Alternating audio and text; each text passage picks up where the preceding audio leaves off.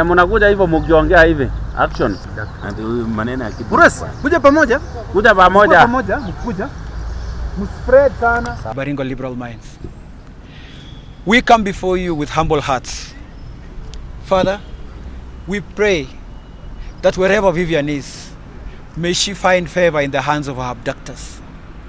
Father, we pray that wherever Vivian is, she stays unarmed. Father, we pray that wherever Vivian is, she gets some food. Father, we pray.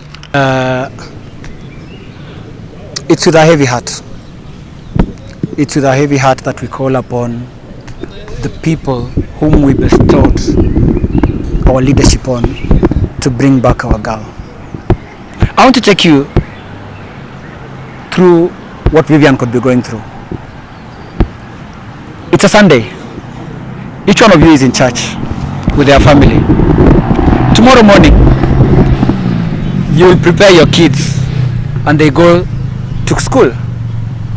Your child will be picked maybe by a school bus. Others will be dropped by choppers. Others are in boarding school. Vivian is not with us. Vivian is in the hands of her abductors. Vivian will not attend school tomorrow. With the kind of resources and the budgets that we allocate to the security dockets every year, and particularly this year, you want to tell me serikali haina resources ya kumobilize Vivian arudishwe nyumbani? But actually, the same government has resources to fuel your cars to drop your children to school. The same government has resources to ensure that you can watch news, you can take all this. Sorry, I'm angry. As we speak, we don't know where Vivian is. As we speak, our children are probably dining in some hotel room somewhere. Vivian is someone else's meal today. She'll be someone else's meal this evening. She was someone else's meal last night. If you're comfortable with that, you must be running on alligator blood. That's not human blood. And I want to tell you, to our leadership, it's true the wind has blown.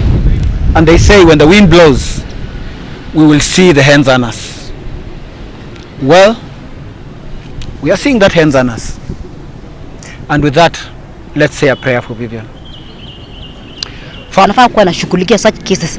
Now anafaa kuwa na sisi tukishughulikia hii mambo ya huyu mtoto. This child is a very young girl. Na we can only imagine as women vile kitu kama sexual abuse inakuwa inasaja a girl. She's so young. And sorry I'm a bit late. Now I want to put a few remarks into what the rest of the team has said. Look at it. It's almost 74 hours, 72 hours since the kid was kidnapped. 72 hours. And we have leadership in this country. We have the president himself coming from North Rift. This incident has occurred in North Rift. We have the highest CS in that docket, who is CS Kipchumba Murkomen, who comes from North Rift. What a sad tragedy that such a thing happens, and then 72 hours later nothing is done. Not even done. Nothing is heard. Nothing is said. No updates. No any updates on what is happening and what action anyone is doing. We have our leaders, as in we come from Baringo. We've never had any single leader from Baringo, starting from the governor himself, Governor Cheboy. Not a single word from him. We've got the women rep. We've got 6 MPs. What I came to say here is with a very heavy heart. Is shame on you guys, shame on you leaders, and shame on you if I can start mentioning with names, starting from the MP for Baringo North. Shame on you, Honorable Makalap. Shame on you, Governor Cheboy. Shame on you, Chamatia. Shame on you, Honorable Kiborek. Shame on you, Honorable Siruma. Shame on you, Honorable Kamuren. Shame on you, Honorable Kandie. Shame on you, Honorable Kamket.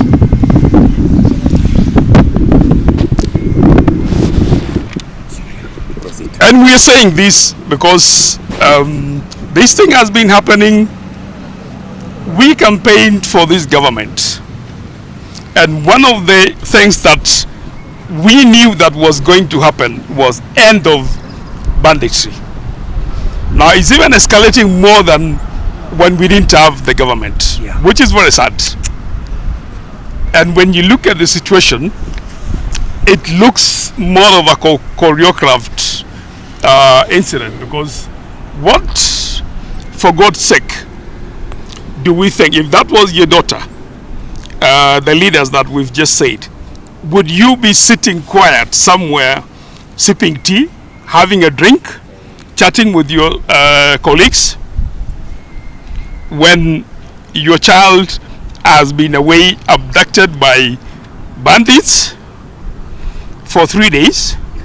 Is it that we do not have the capacity as a country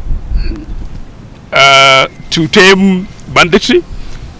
No, it's not that we don't have the capacity. And us as Baringo people can only assume one thing, because silence is not silence. It is actually a statement. A form of communication. It is a form of communication saying, I don't care. Silence is saying, by default, I support what is happening. Because if you've got the capacity to talk and act, then what is preventing our leaders from acting on this issue and the whole issue at large? Because look at the National Assembly. These guys are meant to be doing laws. The other day I was checking at whether cattle rustling is any serious crime, and sadly it's not. It is in the category of small stuff that if you got doing cattle rustling and you've killed a whole family and rendered the rest homeless and they don't have any source of living, you can only have a maximum of 15 years in jail. How our MPs have never seen this as a necessity to legislate a law that would then make banditry be in the same category as any other criminal act, like robbery with violence. Because this is actually more than robbery with violence. If you rob with violence, you can only kill probably one person, or not kill at all. You go with the property. But if you're a cattle rustler, now this is what happens.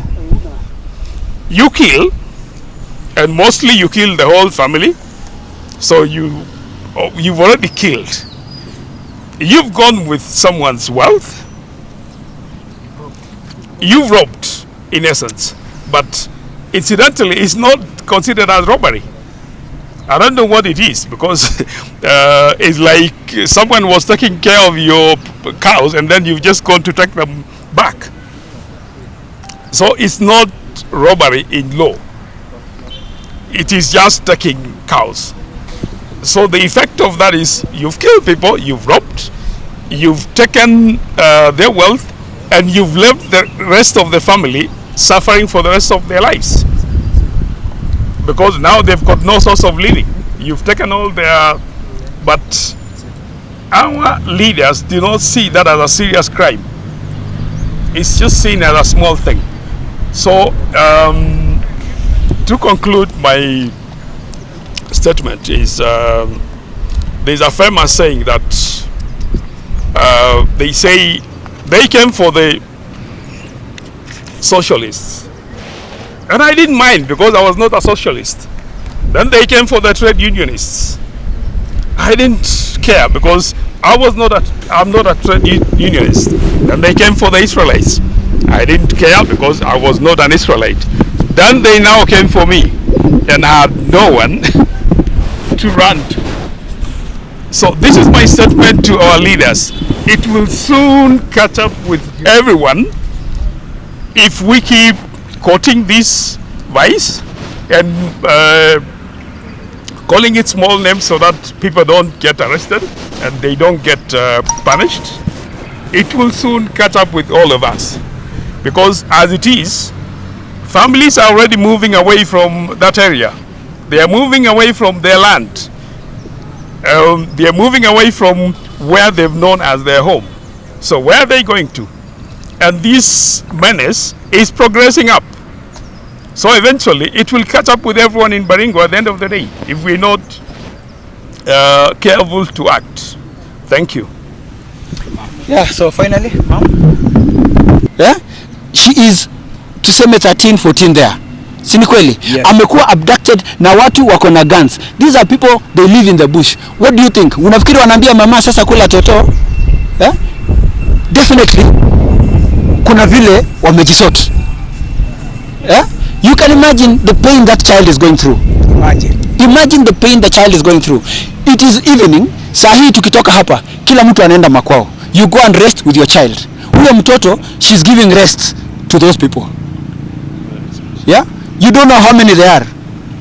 Mmoja anaingia anatoka, mwingine anaingia anatoka, mwingine anaingia anatoka. The best you can do ni kufunga macho and pray to God akufe. Ndio hii kitu imtokee. Let's be a bit serious kidogo. Let's be a bit serious kidogo. It's just 15 kilometers from Yatia na boundary ya Tiati. Korum. Come. Yes. Just 15 kilometers. They are neighbors. Yatia ni border ya ni border ya Pokot Tiati sub county. So ni karibu. Yes. Swali lingine, mjambo. Mimi naitwa Ruben Chemchor. Mimi ni mkaaji wa Baringo North, Simon Soy Ward, Kapkomon Village, Yatia sub location. Mimi mwenyewe mimi natoka Yatia sub location. Mahali huyo mtoto he was abducted on Friday. She was abducted, so ni majirani. So kutoka nyumbani mali tunakaa ni 2 kilometers from my home, Kapkomon, Mbaga Rormoch, which is Yatia. So Yatia ni location chief office iko hapo. Na Yatia ni watu wametoroka mpaka Mokotie, Marika, hakuna watu huko, ni very few kwa sababu ya bandit.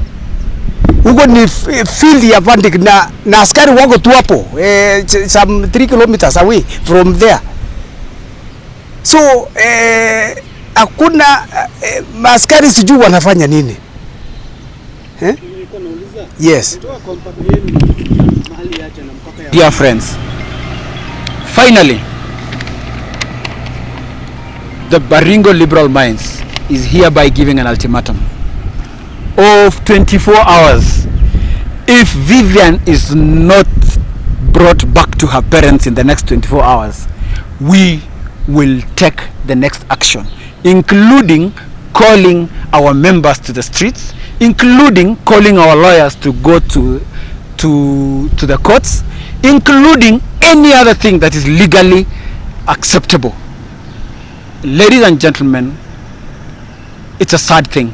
Allow us to say a prayer for Vivian today, being a Sunday, and I will lead in the prayer. Mtoto who was abducted in a place called Yatia in Baringo North on Friday, in the afternoon of Friday. And as concerned residents of Baringo, tumekuja pamoja in solidarity kwa sababu mtoto hajapatikana mpaka wa leo. We are getting information on the trails of that child, na tumeambiwa iko kwa mkono ya the abductors who are well armed. We also informed ya kwamba huyo mtoto iko kwa mkono ya wazee ya Tiati, lakini kwa upande ya Baringo mpaka saizi we have no credible information of the whereabouts of the child, the safety of the child. Jatruto